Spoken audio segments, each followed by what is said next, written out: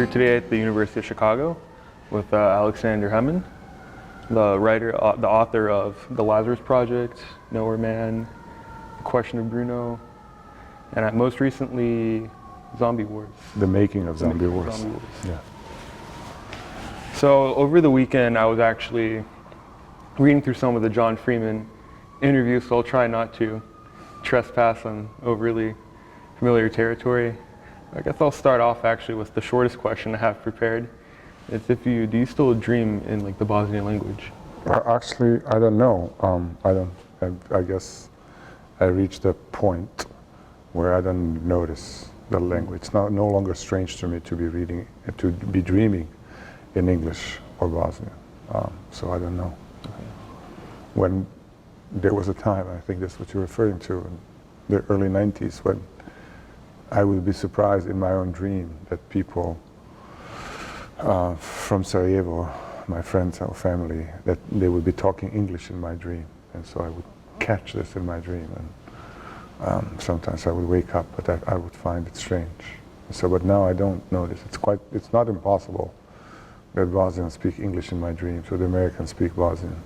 I often have dreams, relatively often, in that I remember them, in which people from my two lives, my two, Bosnian and American, in which those people from Sarajevo and people from Chicago, people from Bosnia, and people from the United States, are somehow, for some reason that might not be clear in the dream, are in the same space. And so, and we do something that's simple. There's never a drama, or it's not a nightmare. It's a very pleasant dream. But we are together in the same space. And at least once, soccer was involved. Not everyone played soccer, but there was the context. We were in the same space that was defined by soccer. But I do not notice anymore what language do they speak.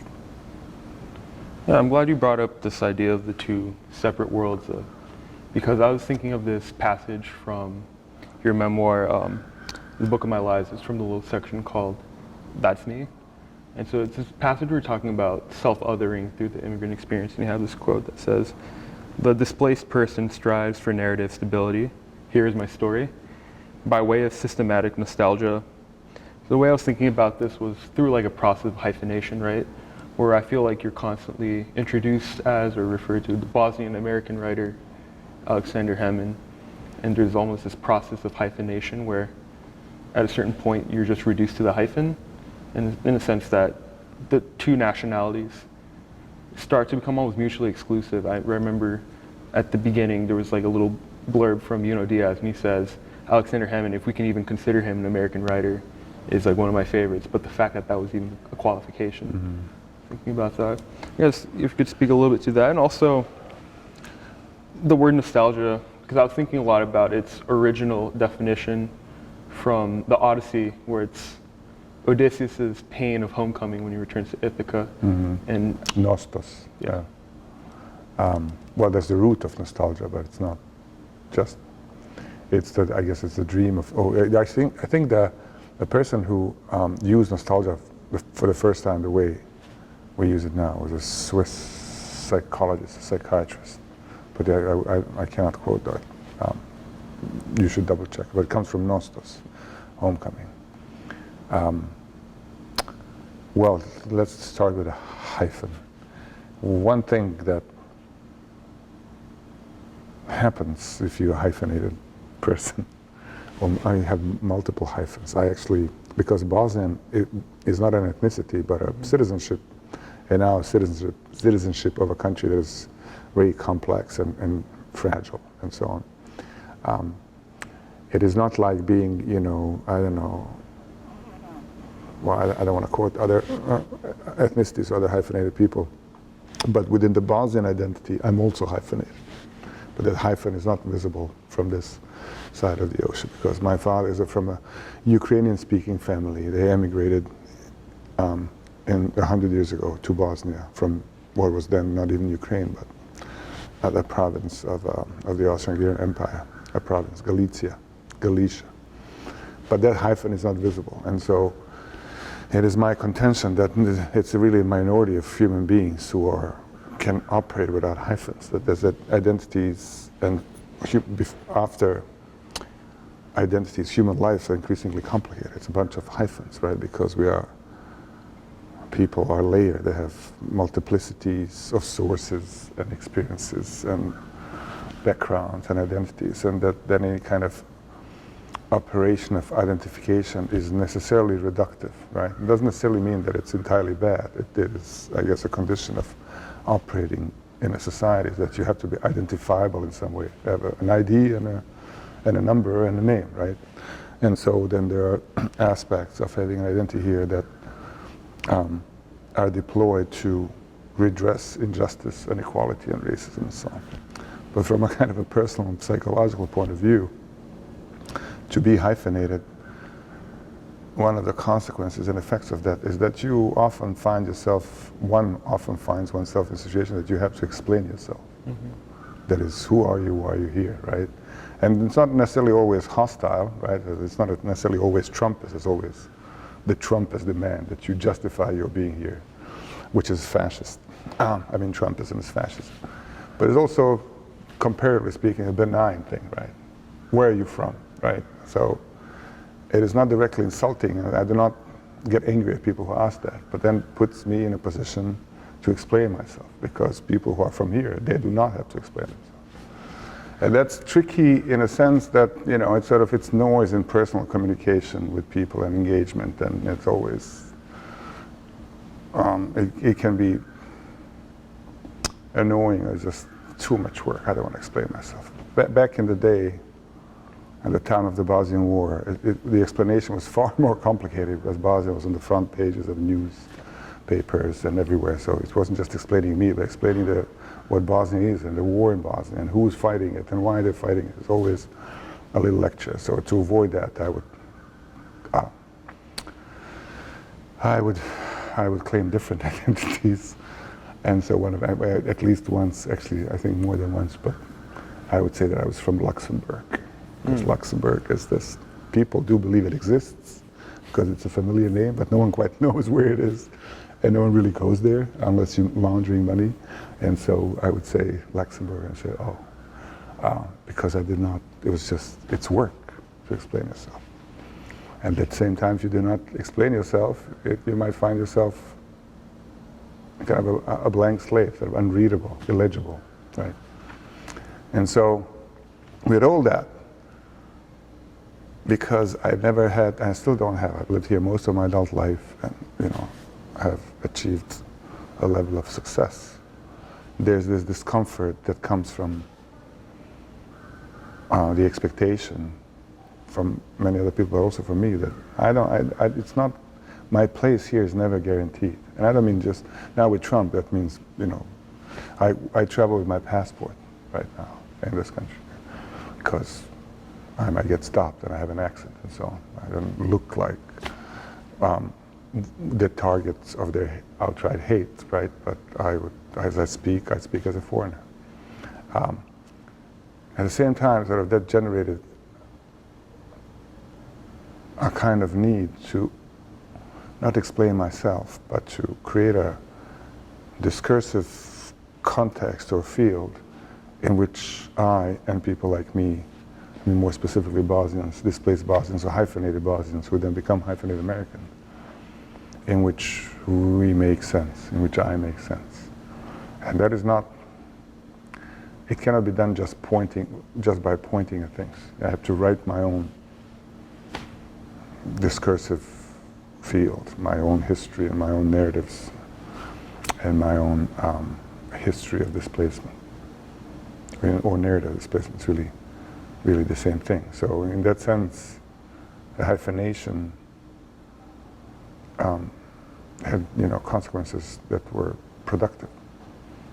And so it has this, in some ways it has, in the end, I don't know how one could measure that, but in some ways it possibly has neutral value, that is bad things are matched by the good things. I found a way to get through that. And the other question was, because it's a very long answer, what was the other thing we told? It was about just this idea of systematic nostalgia, and I guess thinking about the idea of homecoming, because I know you were able to go back after the war, And there was an interview I was reading where you're saying that eventually kind of the images you had of pre-war Sarajevo, post-war Sarajevo, and Chicago, they all start kind of bleeding into one another. Yeah. Well, I think displacement creates a need to create a place, or at least an idea of a space and place in which you could be. And so that's often a discursive narrative operation. But also and this is the dream, where I think that's how I understand those dreams that I was talking about, right? It's a utopian project to create such a space where all of these people who are in my life, have been in my life, can all be together. And I've managed in various ways to, create situations where my friends and family from Bosnia and Sarajevo would share a space with my American friends and family. It would be where my parents would visit my wife's parents, or we would just, find ways and contexts in which we could operate together, collaborating even in some ways. And so it is a counter to nostalgia, because nostalgia, as a narrative operation, it is a dream or narrative of an inaccessible place. What you are nostalgic for is no longer available, right? And certainly not available in its imagined purity and dreamlike quality, right? And so for displaced people, nostalgia is a narrative operation that recreates the original place, original space, as devoid of conflict and discomfort and misery and, hatred and so on, right? It's a fantasy, it's sort of retroactive utopia, reimagining the original space as perfect in a way that it had never been, right? And then there's a great book called The Future of Nostalgia by Svetlana Boym. Half of it is about Nabokov, but the other half is kind of theory of nostalgia. And they both work together greatly, both halves. But she differentiates, Svetlana, she died a few years ago, a great loss, between collective ideological nationalist nostalgia, where, and this is what's at play here, for instance, right now, Make America Great Again. When was it great? Mm-hmm. Right? It's total fantasy. Right? It was great when there were no brown people around the white people. That's what they think, right?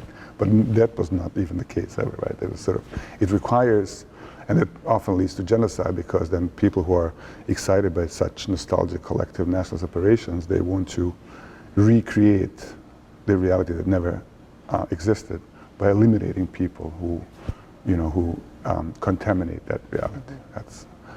And so therefore the narrative ideological operations are all about the purification and purity, and it's totally utopia. But she also talks about a more personal, reflective nostalgia. That is, when you were a kid in elementary school, right? It cannot be generalized. Mm-hmm. It cannot be reconstructed. It's always beyond reach because time has passed, right? It's not a territorial thing as it is for nationalists, but it's a personal thing, and it is distributed along the trajectory of time, and you can never go back to it. Yet it is an active part of one's imagining of one's life, who I am, what I was, how I got here. And that, to me, that's narratively productive. That's something that a writer can work with. There are fascist writers who can work with this kind of crap, and they have, right? Mm-hmm. Imagining such utopian spaces of simplicity and no hyphenation anywhere in sight. But this, to me, is productive. And so it was easy for me to recognize as a writer that there's a continuity between nostalgic narrative operations and purely imaginative narrative operations. I think that even gets back to the question of hyphenation, the fact that I think a lot of ways, especially with the Trumpian discourse, is very much rooted in this idea of historiography on the model of the nation state, and how I think that's why people get reduced to the nationality, and the hyphenation becomes such a complicated thing. Yeah, I think, the nation state, it's more complicated here because it was never quite definable as purely ethnic, right? Mm-hmm. But European nation states various fascists would have made a claim that the France is for the French. And even if they admit some of the people, they still make a distinction between the French and the Francophone, right? In France to this day, it's a modern European country and, all that. But there's a clear distinction between French literature and Francophone literature. And whereas here, I mean, at least in literary circles, it's hard. No one serious is trying to make a distinction between, American Anglo-Saxon literature and then other literature. There is the notion of immigrant literature is floating around, but it's not necessarily exclusive. It is reductive, I think, but it's not exclusive. It doesn't exclude people who are immigrant literature. They're not on the other side. Actually brings me to something I actually meant to ask. So I think a lot of the comparisons I hear, and it's pretty inevitable, and I feel like, predictably you might say it's reductive, but I feel like the two authors that you're always compared to just because of the situation by which you learn English as an adult are Nabokov and Conrad. But I was actually, I think the writers that reading your prose reminds me of that produce the same emotions are Danilo Kish and the man he cited as his god, who's also from Galicia, Bruno Schulz. Right. Yes. So I wanted to ask you if, just like about the notion of comparisons, at what point do they feel reductive, and at what point do you feel like you belong to a lineage of writers, or you're in conversation with a canon? Well, I mean, lineage implies linearity, so it's sort of, there's this one at the beginning, and then down the line there are all these people. I prefer to think of it as a field. Even field is two-dimensional, sort of this space in which writers and their works operate simultaneously. And it really, my preferred way to conceptualize literature is as this space, where all these writers exist and operate simultaneously. And it's not just my favorite writers, but all these writers. And one encounters them, and then when you're a writer and you put yourself or your work into that, then it relates to that beyond your control. And it's supposed to. I don't think that is insulting as such. As long as there's this multi-dimensional concept of literature is available to us, rather than the anxiety of influence, something inherently conservative. From this writer and this writer, came, and then another one. So for obvious reasons, people connect my work to bilingual or multilingual writers, and so then Nabokov and Conrad always come up. But there's a vast number of multilingual writers here today, in the United States, but also in the world. And even if they're not, operating in their non-native language or more than one language, there's the complexity of human culture and the transactions and migrations between the cultures forces people into kind of complex situations of narration and being and identity, right? And then that's a concept of literature. You're talking about nation state. And a model of literature that's very much different from the national literature model that comes with nation state, right? And so then there's a political aspect to it. The reason I identify with Danilo Kish is because I grew up reading Danilo Kish, and he helped me understand things. But it was also, he was hyphenated in Yugoslavia then. And so to him, he was always already excluded from any kind of national literature, nationalist project. And he was also not ideologically pure to be a purely socialist writer. So he had to carve his own spaces. So then he gravitated toward Bruno Schulz, right? And I in fact discovered Bruno Schulz by way of Kish, because Garden Ashes is an homage to Bruno Schulz. So then I read Bruno Schulz, and so I love Bruno Schulz, as you all know. But the situation of Bruno Schulz, I actually went to the town where he was born and died, Drohobych, and found his house, which he lived much of his life. He changed his citizenship 5 times, except one time he was not a citizen because it was Nazi occupation, right? He was killed by the Nazis without leaving his house. Right? It was the Austro-Hungarian Empire. Then it was the Russians. Then it was Poland.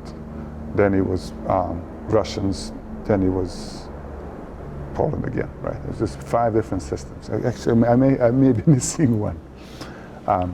But so to him, and this is a place in Galicia where there were Jews, and he was Jewish, but I mean Hasidic Jews, and Russian speaking and Polish speaking, that's in Ukraine, Ukrainian speaking. The whole thing was an enormously complex environment in which he wrote in Polish as a Jewish person.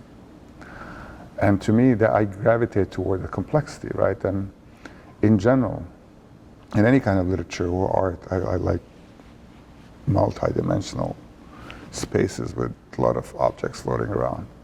But some people come to it out of historical necessity. It's not that Bruno Schulz picked to be that way and to write that way. Right? He had no choice because they were telling him, you're not quite Polish, you're Jewish, right? And then the Nazis told him, you're Jewish, I'm going to kill you. And so there's this, and Danilo Kish struggled with it too. And so, similarly, but not quite the same way, Nabokov, who grew up bilingual, his nanny spoke his English to him.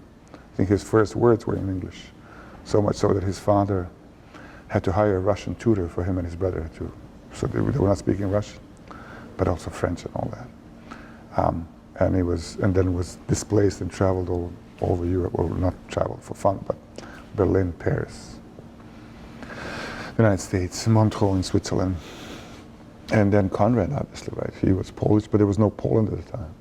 He was an Austrian subject.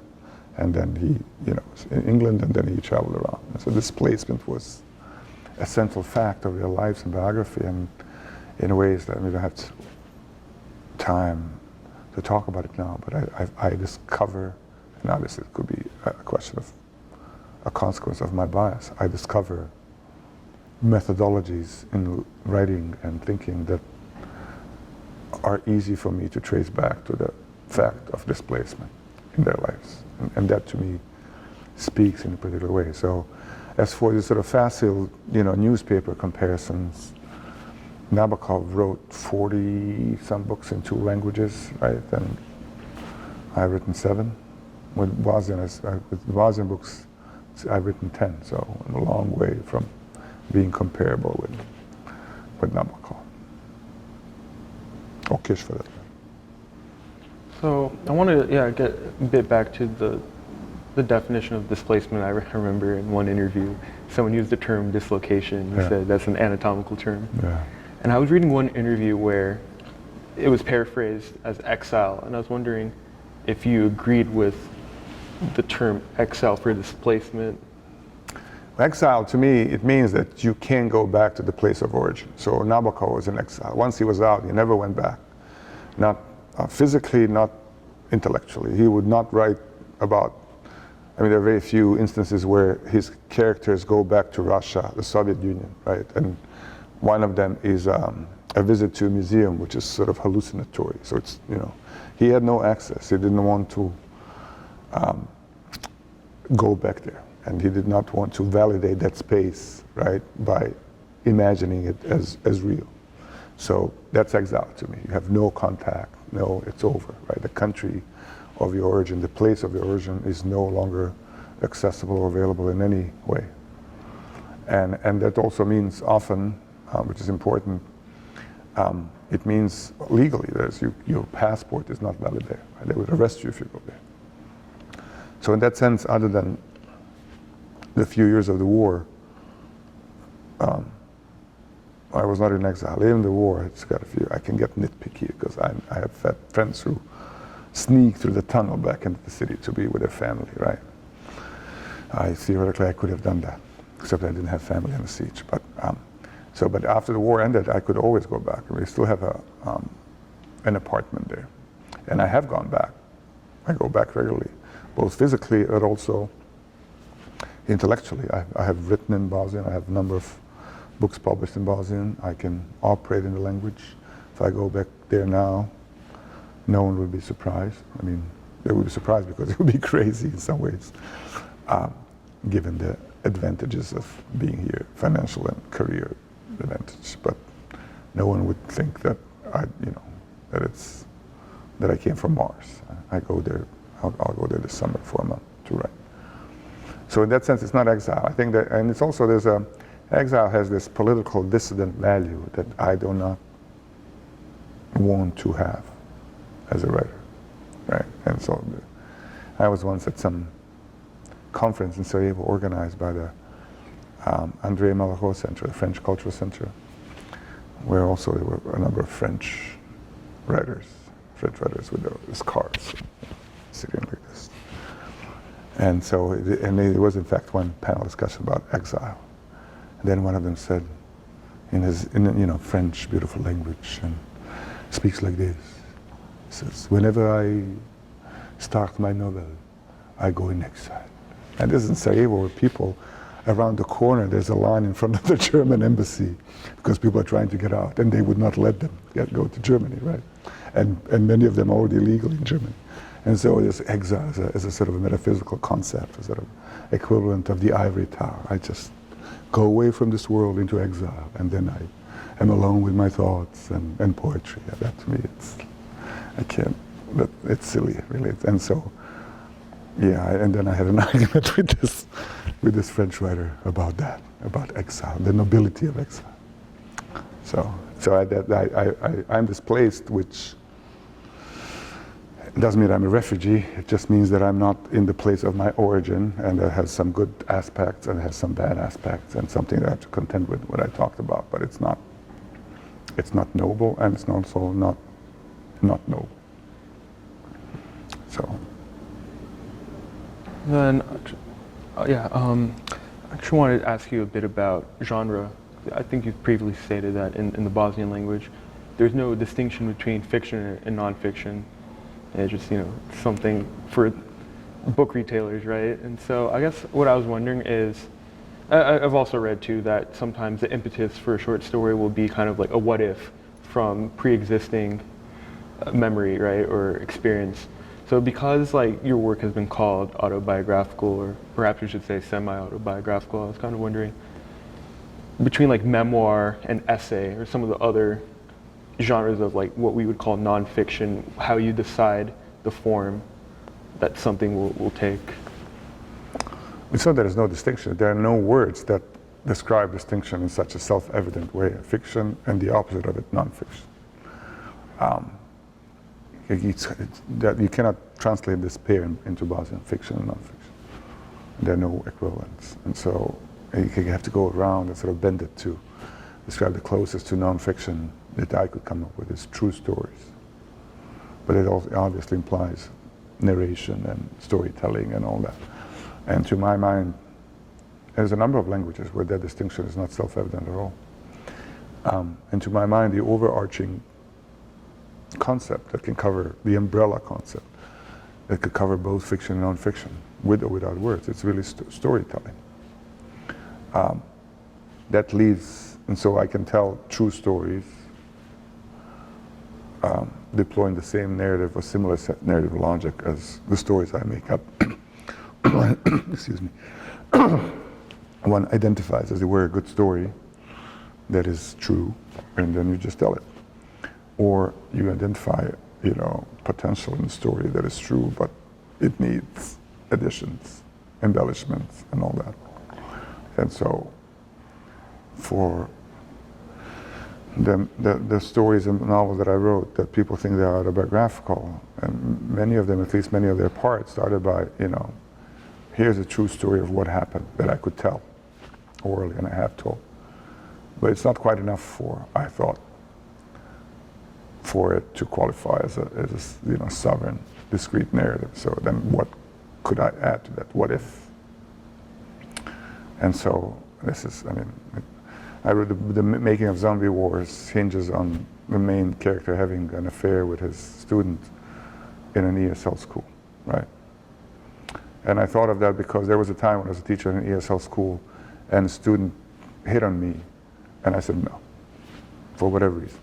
But she was attractive, and I'm a man of imagination. I kept thinking, what if I did have an affair? And then, of course, the first thing that is easy to imagine is all kinds of problems that come with that: lying, hiding, getting into trouble, the contingencies just raining upon you. And so from that I distinguished generated. But no one thought of it as autobiographical because the main character is not Bosnian, and his biography is not similar to mine. But to me, the difference between that novel and other stories in which people might think that the main character is me is really a difference in degree, but not in kind. And just the amount of embellishment. And It's one thing if you, I don't want to get into that direction, but anyway, there's a difference in degree and not in kind. And to me, that is the productive thing. And so some stories, I don't have to embellish them, they're good enough. And then there were memories. I have 2 books coming out in June, and one of them is a collection of childhood memories that are organized, fragments organized into a book. And these fragments I couldn't quite fit into any of the stories, and they were never strong enough or big enough to be extended into a story. Required too much embellishment. It just didn't come to me to do anything about it. And so they're not quite, B-sides and leftovers, but there were these persistent memories that I did not want to turn them into fiction. I want them to be memories. And so then I stay with that. To me, one of the many things I object to feebly is when people call me a novelist. And I respect people who identify themselves as novelists. They only write novels. But I write just about everything other than theater. And so all of that is a field of literature to me. I don't have to choose. I like telling stories and making shit up, but I also like telling true stories. And I like remembering, and I like thinking and writing, which is what essays can do. But it's all on a continuum, again, implies a linear structure, but I think of them all being the same space in which I'm comfortable. Yeah. Thank you so much. Thank you. Thank you for having me here. Those are long answers. Good answers. But thank you.